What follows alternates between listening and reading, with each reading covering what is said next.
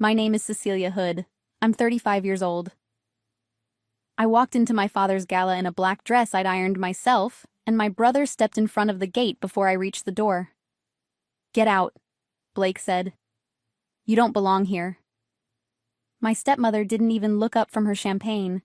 She lifted 2 fingers, and 2 security men in earpieces appeared on either side of me. I didn't argue. I didn't cry. I didn't explain that I'd run this hotel for 11 years. I let them walk me past 200 guests, past the chandelier my mother chose, out into the August night. I said nothing. I left. What they didn't know was that in 4 hours, at midnight, every wall they'd just thrown me out of would legally become mine. By 2 in the morning, all 3 of them would be standing outside, asking to come in. If you've ever been made to feel like a guest in your own family, do me a favor and follow this channel. These are the stories they bury, and hope you never tell. I'm Cecilia Hood, 35, the woman who quietly ran the Hood family hotel for 11 years without a thank you. The night they had me escorted out, they had no idea what my mother left behind. Let me take you back to where all of this started. The morning of the gala, I was at the hotel by 6. I always was. The Rosalind is a 52-room boutique hotel on a quiet street in Charleston, South Carolina, the kind of place with heart pine floors that creak in the same 3 spots, and a lobby that smells like beeswax and old roses. People come from across the country to stay there. They write reviews about how it feels like stepping into someone's memory. It was. It was stepping into my mother's. That morning, like every morning, I walked the floors before the guests woke. The night manager had left me a note about a leak in room 12. I moved the booking, called the plumber, and rerouted the breakfast delivery around the wet hallway. I rewrote half the day's staffing schedule because 2 housekeepers had called out. I did it in my own handwriting on the back of an old banquet sheet, because the system was down again, and I knew the building better than the system did. "Don't know what we'd do without you, Miss Hood?" the front desk girl said. "You'd manage," I said. I didn't believe it. By 8, a regular guest in room 22, a widow who came every August and had for years, wanted her usual table by the window for breakfast, and the new server didn't know about the usual table. I knew. By 9, a wedding party in the ballroom had double booked against a corporate lunch, and I moved the lunch to the garden room and comped their coffee so no one would think to complain. By 9:30, the linen delivery was short again, and I called the supplier and had it fixed without raising my voice. This was the job. Not the version on the brochure. The version where the building stayed standing because one person knew where all the weight went. Theo Bramwell found me in the corridor around then. He'd been the general manager since my mother's time, 60 now. The kind of man who carried the whole history of the place in his head. "You're doing the schedule by hand again," he said, nodding at the banquet sheet. "Systems down. Systems always down." He looked at me a moment. "Your mother did it that way too. Said the building told her things the computer didn't." I didn't know what to say. Nobody talked to me about my mother. I nodded and kept walking the floors. Nobody upstairs knew I did any of this. To my father's world, the hotel ran itself, the way air conditioning runs itself. You only notice it when it stops. Around 10, the new marketing brochures arrived in a glossy stack at the front desk. Hood Hospitality Group, a family legacy. I picked one up. The cover photo was the family on the front steps of the Rosalind.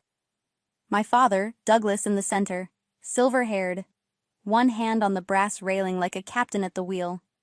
My stepmother, Cordelia, beside him in cream. Blake on the end, chin up, in a suit that cost more than I made in a month. I looked for myself. I wasn't there.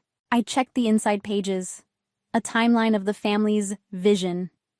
A letter from Douglas about what we built. Photographs from 30 years of the hotel's history. In not one of them was I standing where a daughter would stand. "The family business," I said quietly, to no one. Funny, I was never family in the photos. I put the brochure back on the stack, face down. I didn't have an invitation to the gala. I want to be clear about that. 200 guests were coming that night. Investors, the local press, 2 bank officers, the mayor's chief of staff, to celebrate 30 years of the Hood legacy. And no one in my family had told me it was happening. I found out from a flower vendor. He came through the service door with 8 white arrangements and asked, "These for the party Saturday? You'll be there, right, Miss Hood?" "Of course," I said. I didn't know yet whether I would be. But something in me had already decided. That afternoon, my phone rang with a number I didn't recognize. A woman's voice, warm and careful, said my full name like it mattered. "Cecilia Hood? Speaking. My name is Adele Foster. I was your mother's closest friend. I think it's time you and I talked about what she left you." I stood very still in the linen room, holding the brass key I always wear on a chain. My mother's key. I'd carried it for 30 years without knowing what it opened. "Left me?" I said. "I'll explain everything," Adele said. "But not on the phone. Can you meet me tomorrow? To understand that phone call, you have to understand the light that left my life when I was 5. My mother was Rosalind Hood. She built the Rosalind before I was born, bought a crumbling Charleston Row building with money she'd saved and inherited, and turned it into the hotel that still carries her name. People who knew her then describe her the same way every time. She remembered everyone, and she made the smallest room feel chosen. I remember her in pieces. The smell of her hand cream. The way she'd lift me onto the front desk and let me stamp the guest cards. The lobby chandelier. She picked it herself. Argued with the dealer over it. Hung it like a crown over the room. "This is yours someday," she told me once, holding me up to the light. "All of it. You just have to grow into it." I was 4. I thought she meant the chandelier. She got sick the winter I was 5. I wasn't told much. I was a child. There were hushed rooms and a hospital smell, and then a day when the house was full of people in dark clothes and she wasn't in any of them. I won't describe more than that. Some grief doesn't need detail to be understood. She was there, and then she wasn't, and the light in the lobby kept burning over a room she'd never walk through again. My father grieved the way some men do, by replacing the silence as fast as he could. Cordelia arrived when I was 10. She came with polish and plans, and a son named Blake, a year younger than me, who had already learned to take up the most space in any room he entered. She walked into our home, looked at the photographs of my mother on the walls, and within a season they were gone. "We need to make room, dear," she told me the first time she rearranged the house, "for everyone to feel at home." Making room, it turned out, meant me. I had the big bedroom that looked over the garden. Blake needed it for his things, Cordelia explained, because he was still adjusting. I got the smaller room down the hall. The next year, when Cordelia's mother came to live with us, I got the room at the top of the stairs, the one with the slanted ceiling that had been a sewing room. "You're so easy, Cecilia," my father said, like it was praise. "You never make a fuss." I learned not to. In that house, making a fuss got you noticed, and being noticed got you smaller. So I got quiet. I got useful. I learned where the spare keys were and how the boiler worked, and which step on the back stairs would give you away. I learned the building the way a child learns the body of a parent who is always somewhere else. There was a particular Christmas I think about. I was 12. Blake got a new bike, a computer, a stack of presents that took 20 minutes to open. I got an envelope with a department store gift card and a note in Cordelia's handwriting that said, "For practical things." I remember my father watching Blake ride the bike up and down the driveway and saying, "Look at him go!" with a warmth in his voice I had never once heard pointed at me. I didn't cry. I'd already learned not to. I went up to the room with the slanted ceiling and I took out the brass key. I didn't know yet what it was, only that it had been my mother's. And I held it until I felt steady.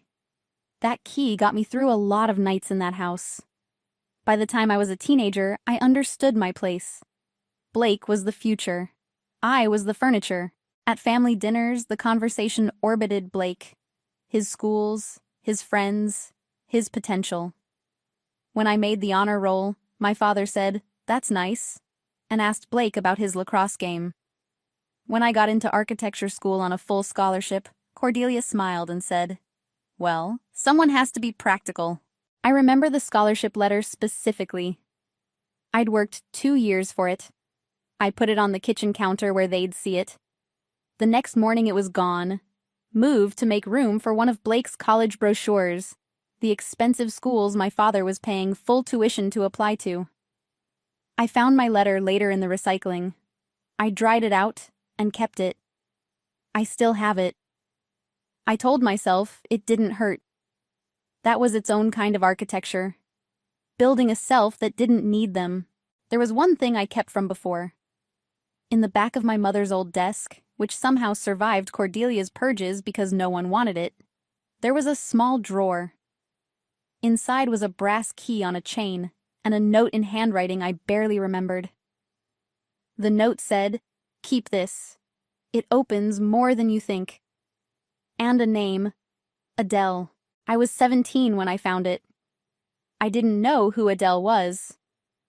I put the key around my neck because it was the only thing of my mother's that fit in my hand, and I wore it for 18 years.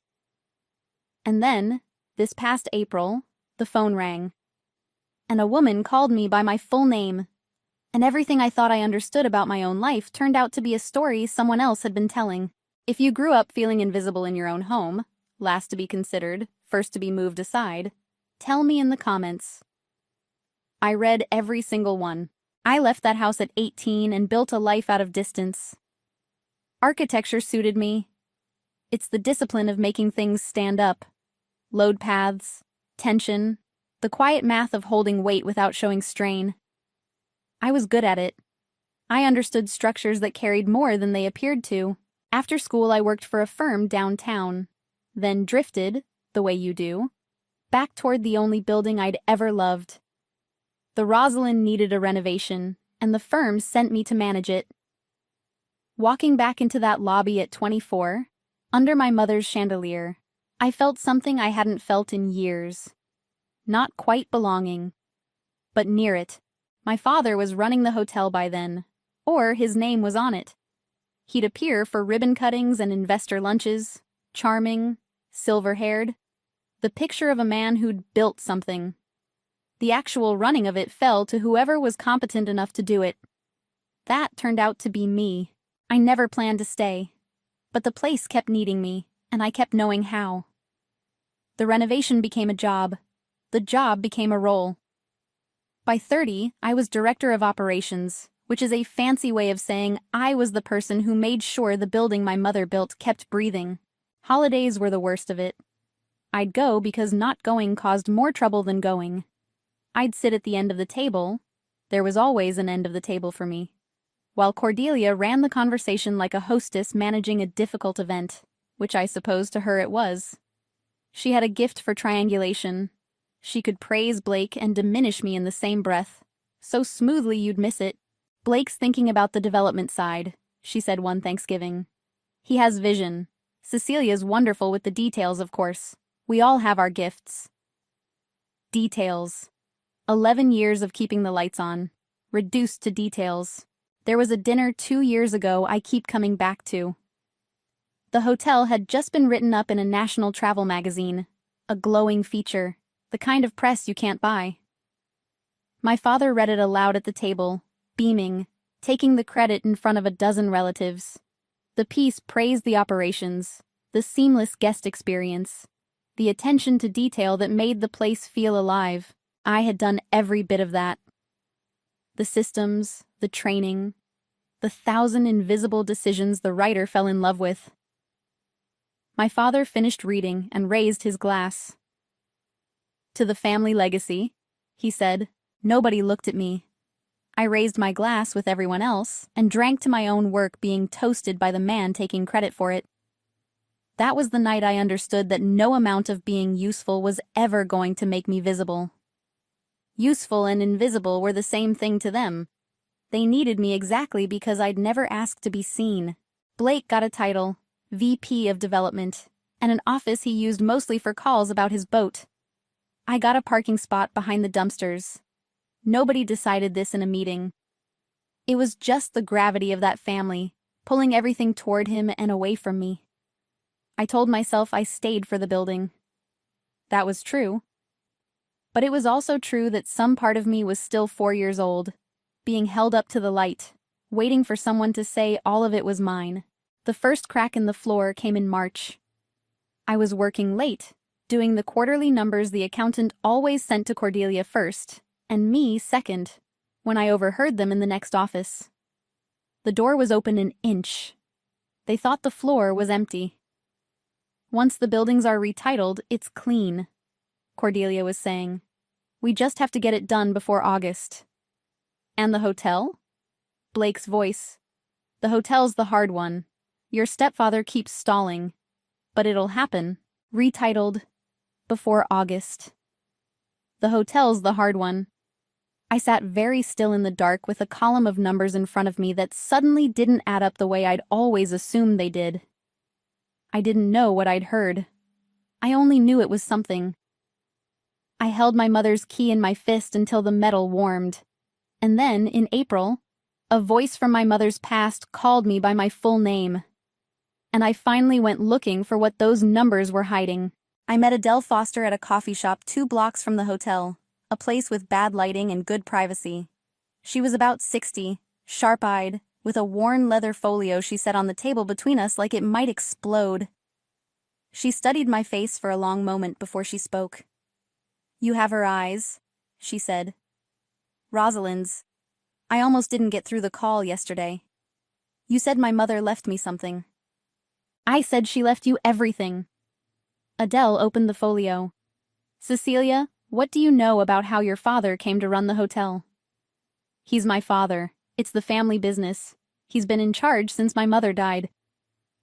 Adele nodded slowly, the way you nod at someone who's about to lose their footing, and you want to be gentle about it.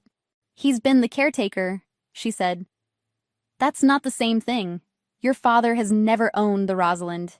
He's never owned the 3 commercial buildings on Meeting Street either. Not for one day."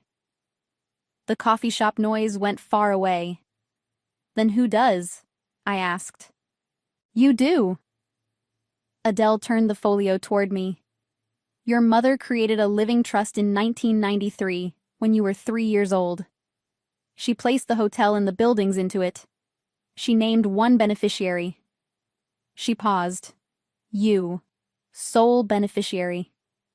Full control vesting on your 35th birthday." I looked at the document. My mother's signature was at the bottom. Rosalind Hood, in the same hand as the note in the drawer. "I don't understand," I said. "How does a person hide something like this for 30 years? He didn't hide it exactly. He just never said it. There's a difference, and the difference is what kept it quiet." Adele folded her hands. "You were a child when your mother died. Children don't ask who holds title to commercial real estate.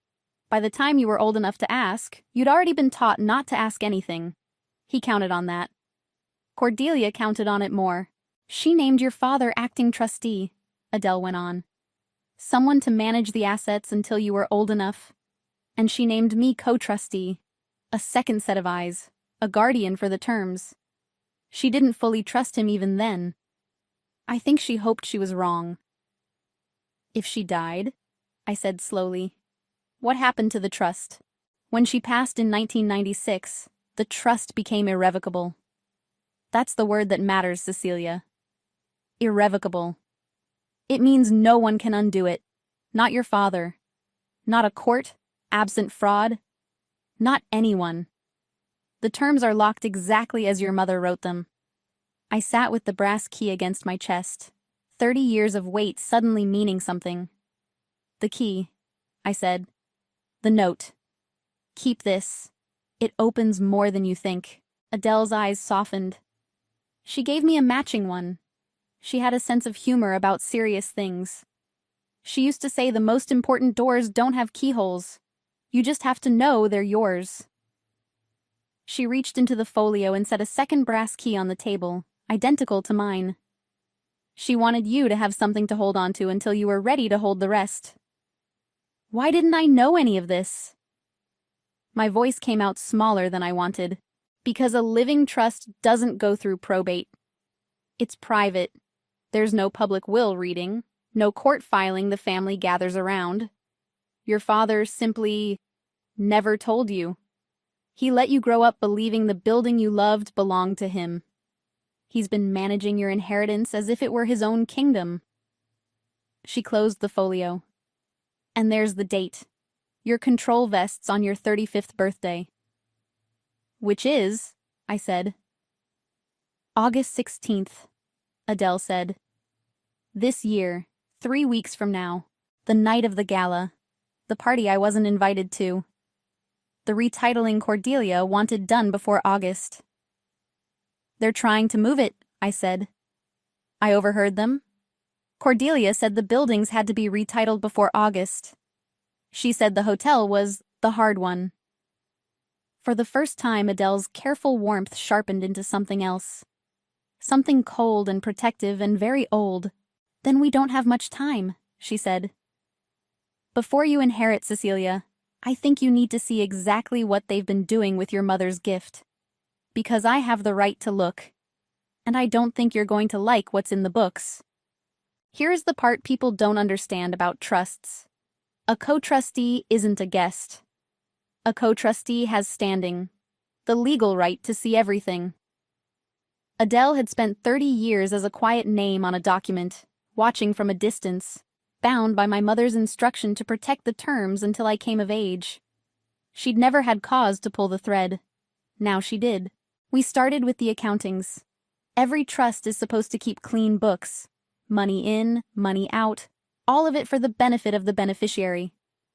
That's the whole point of a fiduciary duty. The trustee doesn't own the assets. He guards them for someone else. He cannot mix them with his own money. He cannot spend them on himself. My father had been doing both for 2 decades.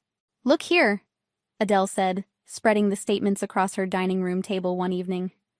Trust income, room revenue, the commercial leases on Meeting Street. It should flow into the trust account and stay there for you. Watch where it goes instead. I followed her finger.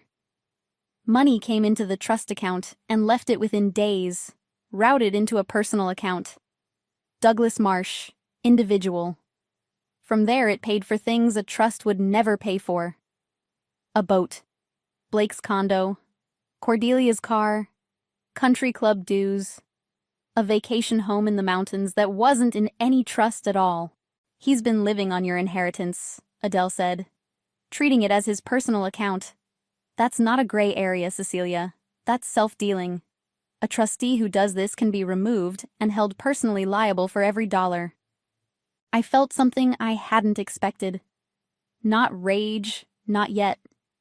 Just a terrible, settling clarity. The parking spot behind the dumpsters, the room at the top of the stairs, the brochure with no daughter in it. It hadn't been carelessness. It had been a strategy. Keep me small, keep me grateful, keep me from ever asking the one question that would end them. Whose name is on it? We worked through the statements for 3 nights running, at Adele's dining room table, building a record. Each evening she'd lay out another year, and another, and the pattern never changed. Trust income in. Personal transfer out. 20 years of it, as regular as a heartbeat. This one, Adele said one night, tapping a line. The Mountain House, bought outright cash from the trust reserves. Then deeded to your father and Cordelia personally. They took trust money and used it to buy themselves property in their own names. She made a note. That's not even subtle. A first-year associate could prove that. How much? I asked. Total. Over the years. She did the math twice before she answered. Conservatively? More than $2 million in direct personal benefit. Plus whatever the buildings should have earned for the trust and didn't, because they kept the income. She set down her pen. Cecilia, your mother left you a fortune, and they've been eating it for 20 years. The remarkable thing isn't that they took so much. It's that there's still so much left. Your mother built something that could survive being looted by amateurs. Then we found Cordelia's emails. She was the architect. My father had the title and the charm, but Cordelia ran the scheme, and unlike him, she wrote things down. The accountant copied her on everything, and she'd kept years of instructions in plain text. Move the Meeting Street rents into the operating account before the audit. We need the buildings retitled out of the trust before August. Talk to the lawyer about a transfer. Don't put anything about the hotel in writing. Handle Douglas in person. The last one stopped me cold. Don't put anything about the hotel in writing. They knew. They knew the hotel was the dangerous one, the one with my mother's name on the trust, the one that vested on my birthday. They were racing to strip the buildings out and figure out the hotel later. They can't, though, I said. If it's irrevocable, they can't legally, Adele said. But people who think no one is watching try things that aren't legal. A forged transfer, a backdated document, a signature from a trustee who isn't supposed to have the power. If they'd succeeded before your birthday, you'd have spent years and a fortune in court untangling it. The whole point of moving before August is to make a mess that's expensive for you to clean up. She tapped the email. This is them admitting they know it isn't theirs. Then there was Blake. What about my brother? I asked. He has a title. VP of Development. Adele almost smiled. Blake has a business card. He has no ownership of anything. He's not your father's biological son. He's Cordelia's, from her first marriage. He has no claim to your mother's trust, no claim to the hotel, no standing at all. He's been told his whole life he's the heir to an empire that was never his to inherit. She shook her head. He doesn't even know he's standing on someone else's floor. He thinks the buildings are his, I said. The condo. He calls them his. He thinks a lot of things. So does your father. That's the thing about a lie this size. After 20 years, the people telling it half believe it themselves. Adele pulled out one more page, a property record. This is Blake's condo, the one he brags about. Bought with trust funds, then deeded to him as a gift. Except it was never your father's to gift. It was yours. Every brick of Blake's life was paid for out of your mother's pocket, and nobody ever told either of you. She set it down. When this comes apart, it's going to take his whole idea of himself with it. I won't pretend I feel sorry about that. But you might, and that's all right. It only means your mother raised someone better than the people who raised you after her. She slid one last thing across the table. The original trust document. My mother's folio, the real one. The one Adele had guarded for 30 years. I opened it. And there, tucked behind the legal pages in an envelope with my name on it in my mother's handwriting, was a letter. I found it. After 30 years, the truth had a date, a signature, and my mother's voice. I didn't read the letter right away. I held it for a long time first. When I finally opened it, I read it 3 times before the words stopped swimming. My Cecilia, it began. If Adele is giving you this, then you're 35, and I'm not there, and I'm so sorry for both of those things. She wrote like she talked, the little I remembered of it. Direct, warm, no wasted words. She wrote that she'd built the hotel from nothing, and that it was the proudest thing she'd done besides me. She wrote that she'd put it in a trust because she'd seen what money does to people, and she wanted to be sure it reached me no matter what. She wrote, and this is the part that took the breath out of me, that she didn't entirely trust Douglas to put me first if she was gone. He loves you, she wrote, but he loves being important more, and I'm afraid of what he'll do with 30 years and no one watching. So I've asked Adele to watch. Grow into it slowly. Don't let anyone tell you it isn't yours. I built this for you. I built all of it for you. There was more. She told me she'd named the hotel after herself not out of vanity, but so that I'd grow up hearing her name spoken with respect every single day, even if she couldn't be there to earn it in person. She told me the chandelier had a story. She'd bought it from a dealer who swore it came out of a ballroom in another century, and she didn't know if that was true, but she'd loved the idea that something so beautiful could outlive the people who first hung it. She'd wanted me to be like that, to outlast. Be patient with the people who can't see you, she wrote near the end. Their blindness is not your smallness, and when the day comes that it's finally yours, don't waste it on revenge. Just stand in the light and let them see who was holding the building up the whole time. I built this for you. I put the letter down and cried for the first time in longer than I could remember. Not the polite, swallowed crying I'd perfected in that house. The real kind. For the mother who saw it all coming and tried to reach across 30 years to catch me. For the 4-year-old held up to the light. For every holiday at the end of the table, believing I had to earn a place that had been deeded to me before I could read. Why did you wait? I asked Adele when I could speak. If you knew all this, why let me grow up like that? Adele was quiet for a moment.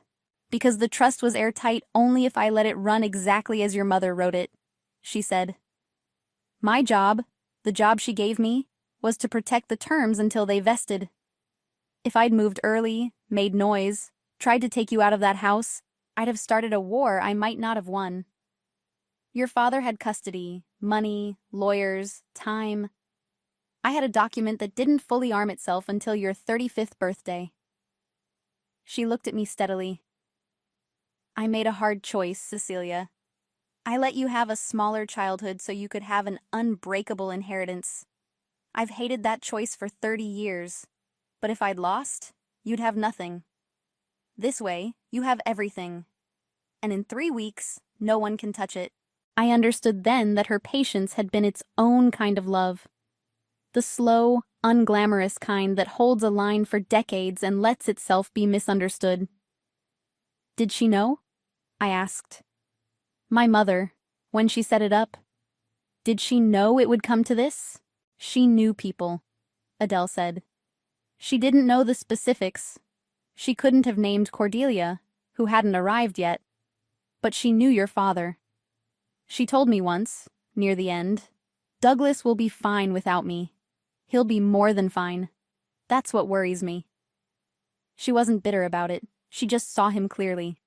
Loving someone and seeing them clearly aren't opposites, Cecilia. Your mother managed both. It's a rare thing. So what do we do? I asked. We do nothing illegal, Adele said. That's the beauty of it. We don't need to. On the morning of August 16th, the trust vests in you completely. You become the controller of every asset. The hotel, the 3 buildings, and the trust's liquid reserves. About $7 million your mother's properties earned and your father never managed to fully drain. The moment that happens, we execute the transfer of control, properly, with me as co-trustee signing off. We move it all into your direct authority. Clean, documented, witnessed. And my father? Cordelia? Blake? They self-dealt. They breached fiduciary duty. They have, in writing, a plan to strip a trust they don't own. She closed the folio. You won't have to destroy them, Cecilia. They've already done that. You just have to stop being the person they could step over. I thought about the gala, the party I wasn't invited to, on the exact night I'd inherit everything they were standing on. There's a party on the 16th, I said. A gala, 30 years of the Hood legacy. I wasn't invited. Adele raised an eyebrow. Of course you weren't. I'm going to go, I said. Cecilia, not to fight, not to make a scene. I turned the brass key over in my hand. I just want to walk into my mother's hotel one time before midnight as the person they think I am, so I'll know exactly who I was, the moment before I stopped being her. Adele looked at me for a long moment. You understand they may turn you away, publicly, in front of everyone. I'm counting on it, I said, and I meant it, though I didn't fully understand why until later. I spent 30 years being made small in private. If they're going to do it one last time, I'd rather it be in the light, where I can see it clearly and remember it. Then at midnight it ends. I'd like the ending to have a before and an after I can point to. She was quiet a moment. Then she nodded slowly, the way my mother might have. "I'll be in the car outside," she said, "with everything we need. The folio, the accountings, the emails, the transfer documents. The second the clock turns, we execute. And Cecilia, they have no idea any of this is coming." I held the key against my chest and looked out the window at the city my mother had built a corner of, brick by brick, for a daughter she wouldn't get to watch grow up. "No," I said. "They don't. They moved faster than we did, in the end. That was their mistake."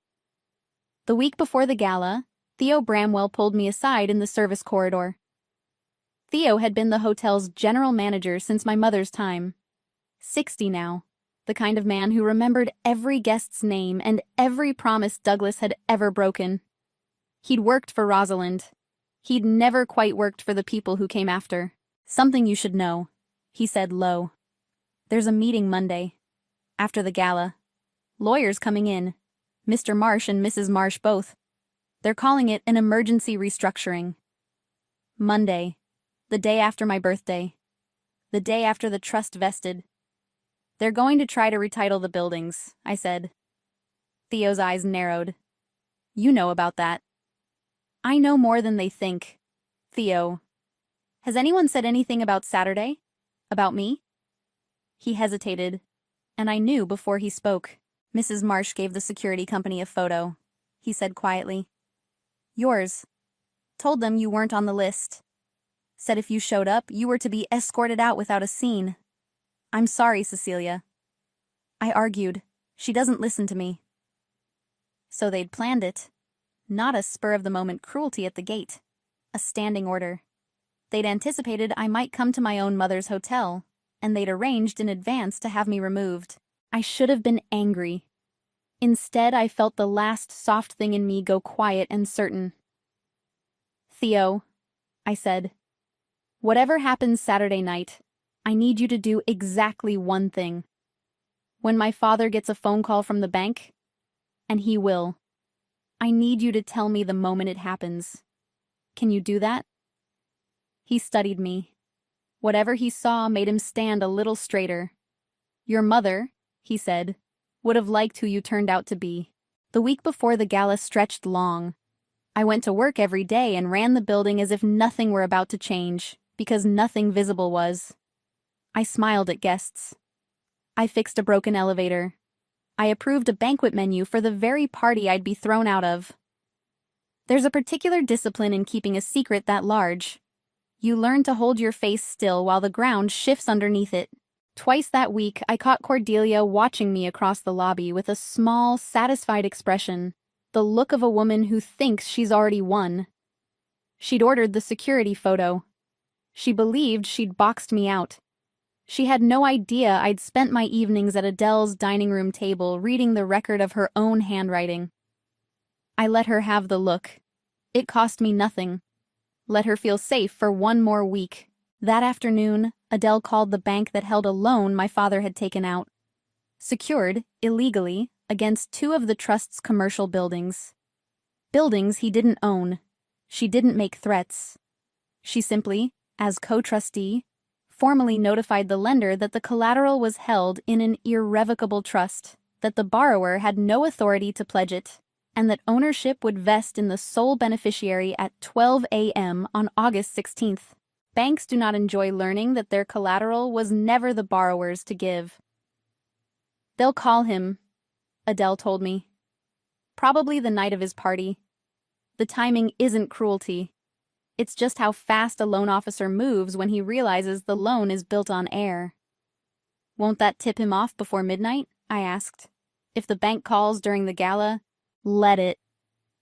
Adele almost smiled. "By the time he understands the question, it'll be past midnight, and the answer will already be you. There's nothing he can do at 11 p.m. on a Saturday except panic. Panic is good. Panic makes people knock on doors." So that was the trap. The one Cordelia had built brick by brick over 20 years.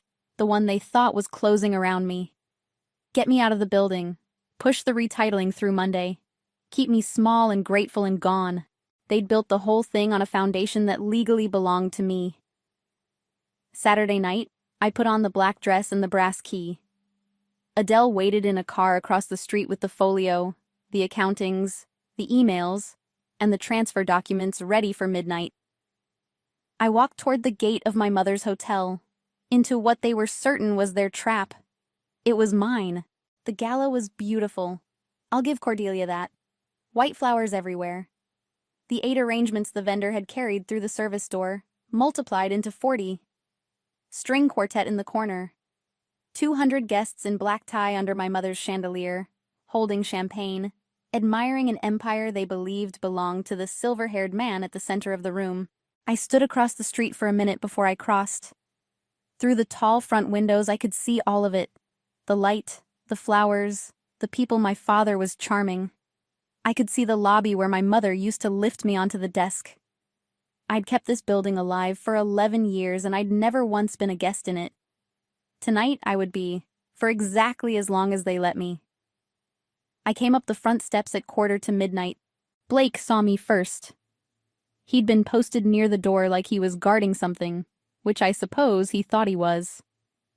He stepped directly in front of me, blocking the gate, chin up, loud enough for the people nearby to hear.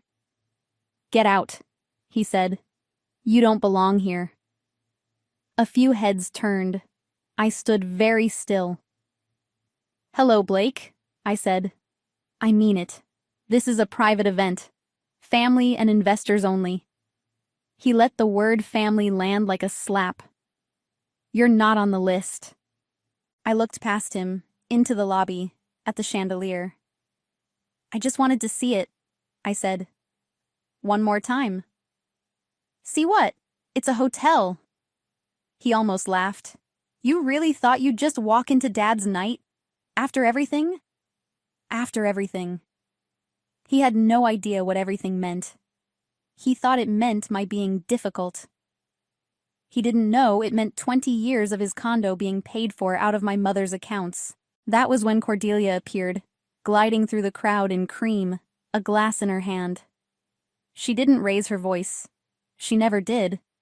She lifted 2 fingers, and 2 men in dark suits and earpieces materialized at my sides. "Cecilia, dear," she said, with a smile for the watching guests. "This really isn't the place. The men will see you out." "Of course," I said. I didn't argue. I didn't cry. I didn't tell 200 people that I'd run this hotel for 11 years, that the chandelier above their heads was chosen by a woman whose name was on the door, and the deed, and a trust none of them had ever heard of. I let the 2 men take my elbows, gently, the way you'd remove someone fragile, and I let them walk me back down the front steps, past the white flowers, out through the gate. The crowd watched. Someone laughed. A camera flashed, the local paper, getting a shot of the family's big night, with the unwanted daughter being shown the door in the background. My father saw it. I caught his eye across the lobby as they walked me out. He was straightening his cufflinks. He always did that when something made him uncomfortable. He looked at me for 1 second. Then he turned back to his investors and laughed at something the mayor's aide said. The gate closed behind me. I walked across the street to Adele's car and got in. My hands weren't shaking. I noticed that, distantly, like a fact about someone else. "Well?" Adele said. I looked at the dashboard clock. 11:41. 19 minutes, I said. We sat in the dark and watched the party glow through the windows of my mother's hotel. The quartet was playing something bright. I could see Blake by the door, pleased with himself. I could see Cordelia working the room. I could see my father at the center of the light, telling the story of what he built. "Are you all right?" Adele asked. I thought about it honestly. "I've been thrown out of better places," I said, and surprised myself by almost smiling. "No, I haven't. That's the thing. This is the only place I've ever loved, and they just had me carried out of it like a spilled drink. In 19 minutes, Adele said. It's yours, and they're the ones who don't have keys. Tell me again it holds. The whole thing. Tell me they can't undo it tomorrow. It holds. She didn't hesitate. Irrevocable trust, sole beneficiary, vesting at 35. I've read it 1,000 times in 30 years. There's no crack in it. The only thing they could ever have done was move assets out before tonight, quietly, and hope you never found the trail. They didn't move fast enough, and we found the trail. After midnight, there's nothing left to contest. You won't be taking anything, Cecilia. You'll be receiving exactly what your mother already gave you. At 11:59, Adele's phone buzzed. Then mine. Then a confirmation from the bank's overnight desk, and a second from the trust's transfer agent. And a third, timestamped 12 a.m., August 16th. Happy birthday, Cecilia, Adele said quietly. We executed the documents on the hood of the car under a streetlight. Adele signed as co-trustee. I signed as beneficiary, now controller. The hotel. The 3 buildings on Meeting Street. The $7 million in trust reserves my father had never managed to fully drain. All of it moved, properly and finally, into my direct legal authority. It took 11 minutes. By 12:11 a.m. on my 35th birthday, I owned the building they had thrown me out of. At 12:40, my phone lit with a text from Theo inside. The bank just called Mr. Marsh. He's gone white. He's asking who has authority over the buildings. I looked up at the chandelier through the window.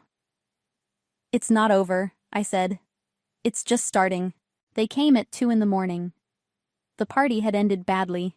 Theo told me later that my father had spent the last hour of his own gala on the phone in a back office, that the bank had been blunt, that Cordelia had pulled the accountant aside, and the accountant had gone home early looking sick. By 1 a.m. the guests were gone and the 3 of them were tearing through files, trying to understand how the ground had moved. By 2, they'd traced the transfer to me. And all 3 of them were standing outside the hotel. Outside the door of the owner's suite on the 2nd floor, where I'd quietly checked in at midnight, because it was mine now and I wanted to sleep one night under my mother's roof as its owner. Theo called up. They're in the lobby. They're insisting on coming up. What do you want me to do? Let them up, I said. And Theo? Stay. I want a witness. Adele was already with me. The knock was loud. I opened the door. My father stood in front, still in his tuxedo. Tie loosened, color high. Cordelia behind him in cream gone wrinkled. Blake at the back, looking less certain than he had at the gate 4 hours earlier. There's been a mistake, my father said. He said it the way he said everything, like saying it made it true. Some kind of clerical error. The bank's confused. Buildings have been... There's a fraudulent transfer. We're going to fix it tonight. That was the lie. Right on schedule. Come in, I said. They filed into the suite. I didn't offer them seats. Adele stood by the window with the leather folio. Theo stayed by the door. Cecilia, my father said, gentling now. I don't know what someone's told you, or what you think you've done, but this is family business, and it's complicated. And you need to undo whatever... You're right that it's complicated, I said. Let's make it simple.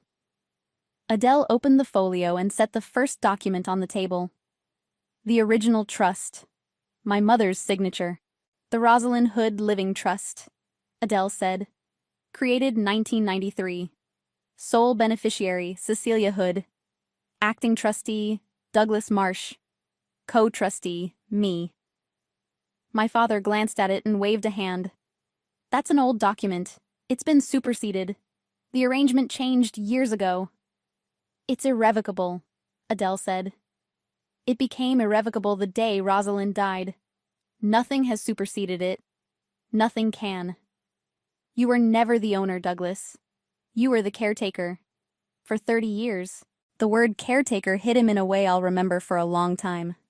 His mouth opened, closed. That's not, he started. I set down the second stack. The accountings. Trust income, I said. Routed into your personal account within days of arriving. The boat, the mountain house, Blake's condo, Cordelia's car, country club dues, all paid from money that legally belonged to me, held in trust, that you spent on yourselves for 20 years. My voice stayed level. I'd promised myself it would. That's self-dealing. A trustee who does that can be removed and held personally liable for every dollar. I managed those assets, my father said, louder now. I grew them. I have every right to compensation. There's no record of any trustee compensation agreement, Adele said mildly. Just transfers. Lots of them. The mountain house, for example. Bought with trust cash, then deeded into your own name. Would you like to explain that one to a judge, or shall I? He didn't answer. This is absurd! Cordelia stepped forward, smooth as ever, reaching for control of the room the way she always did. Cecilia, dear, you've gotten hold of some half-truths and a lawyer with a grudge. Your father has worked himself to the bone for this family. You can't seriously believe...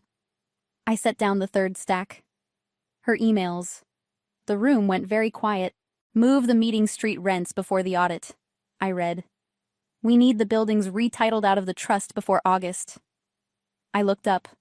Don't put anything about the hotel in writing. Cordelia's face did something I'd never seen it do. The smoothness cracked. Those are taken out of context, she said. This is the context, I said. You knew the hotel was in my mother's trust. You knew it vested to me in August. So you tried to strip the buildings out before my birthday and figure out the hotel later. You wrote it down, Cordelia. You told the accountant not to put the hotel in writing, and then you put everything else in writing. I let that sit. You didn't lose this tonight.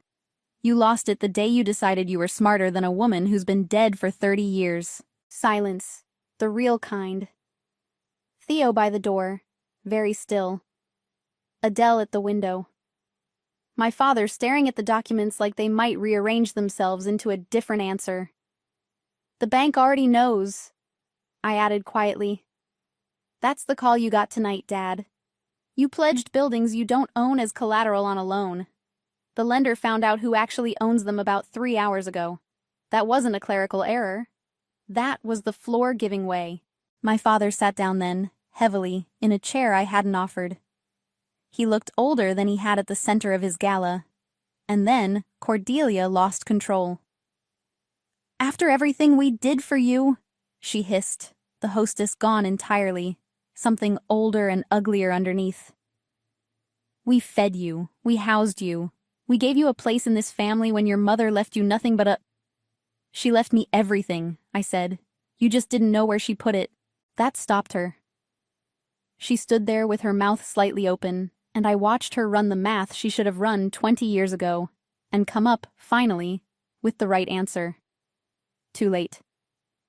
Blake, who had been silent, finally spoke. He sounded young. My buildings, he said. My condo. I'm VP of development. I have ownership. You have a business card, I said, not unkindly, because there was no satisfaction in it. You're Cordelia's son. You're not my father's. You have no blood claim to my mother's trust, and never did. You've been told your whole life you'd inherit an empire. I held his eyes. Nobody told you it was never theirs to give you. Blake turned to his mother. Mom, tell her she's wrong. Cordelia didn't look at him. Mom, she still didn't look at him. And in that silence, Blake got his answer. In 30 seconds, I watched a man realize the floor he'd stood on his entire life had belonged to someone else the whole time, and that the person who'd let him believe otherwise wouldn't even meet his eyes now that it cost her something. My father straightened his cufflinks, then stopped, as if he'd just noticed he was doing it. "What do you want, Cecilia?" he said. Not a question. A surrender. "Here are the terms," I said. "Adele is filing tomorrow to formally remove you as trustee. You'll be replaced by a professional fiduciary, with me as beneficiary in control.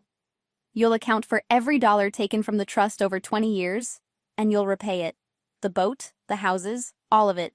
The buildings, the hotel, the reserves are mine, effective at midnight, fully documented." I paused. "The Monday meeting is cancelled. There's nothing left to retitle. It's done." "And us?" my father asked. "The family?" I looked at the three of them. My father, who loved being important more than he loved me, exactly as my mother had warned. Cordelia, who'd built a 20-year theft and signed her name to it. Blake, who'd been raised to believe he was owed a world that was never his. "You taught me I didn't belong here," I said. "For 30 years. You were so sure of it, you put it on a brochure and you put it in front of 200 people tonight." I opened the door. "You were right. This was never yours. So you don't belong here either. Theo will see you out." Before I tell you what came after, if this story has made you think about a boundary you've been too afraid to set, sit with that for a second. You'll know why in a moment. Theo held the door. One by one, they walked out of my mother's hotel, the way they'd had me walked out 4 hours before. No security required. Just the truth, holding the door. Weeks later, the dust has settled into something I can live in. The professional fiduciary is in place. My father is repaying the trust. A structured agreement, lawyers on both sides, the boat already sold. He has not apologized. I didn't ask him to. People like him experience consequences as weather, something that happens to them, never something they caused. He did call once, about a week after. Not to apologize, to ask, in the careful voice he used to use on investors, whether we couldn't find a way to keep this in the family. I told him the family was a story he'd told to keep me useful, and that the story was over. He said my name twice, the way you'd test whether a door is locked. Then he stopped calling. Cordelia tried briefly to fight it, and was advised by her own lawyer that her emails made fighting it unwise. She's quiet now. Blake left Charleston.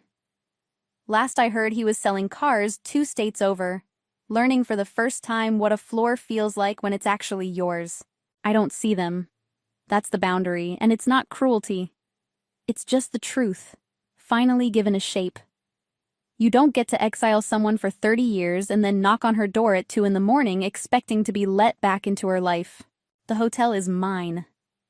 I run it the way it was always run, except now my name belongs on it next to my mother's. The first thing I did was take down the brochure with no daughter in it.